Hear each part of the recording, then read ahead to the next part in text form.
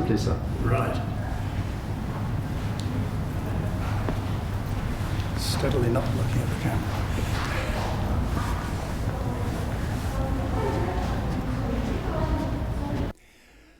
It's turned out to be on an unprecedented scale. There's no doubt it's taken a lot longer than the government which set us up expected, or indeed that we may have expected at the start. But to get to the bottom of what happened over a 9-year period, with all the legal, military, diplomatic, intelligence and political aspects of it, has proved very great. Apart from the oral witness hearings that we've held, we've had to scrutinise and analyse something over 150,000 government documents. That's a huge task. It takes a great deal of time if you're going to get to the bottom of all that.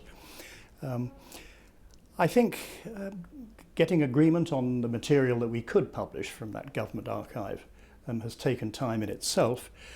But if we're going to give, as we believe we have, a really reliable account, we've had to get agreement from government to publish some things which are quite without precedent. Cabinet discussions, discussions with other heads of state and government.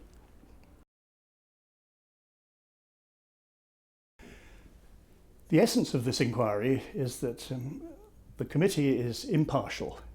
We're independent of government, none of us are politicians, and we haven't set out to criticise individuals or institutions.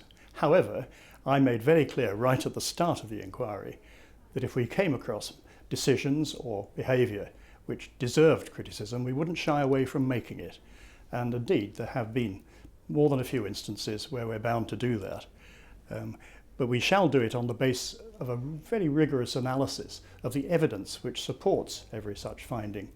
We're not a court, we're not a judge and jury at work, but we've tried to apply the highest possible standards of rigorous analysis to the evidence where we make a criticism.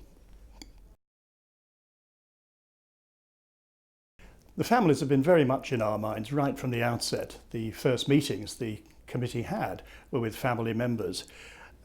And I'm very glad that they will have the chance to get some of their questions answered when the report appears. In addition, of course, there has been a continuing public debate about the issues raised by the Iraq experience. And we have taken very much into account not only what the families told us at the outset, but also what public questions there are in an experience that includes legal, political, military, diplomatic and intelligence matters. The conversations we've had with the families were invaluable in helping to shape some of the report and where it would lead. And I'm very glad that some of them, the family members that is, will be here when the report is launched.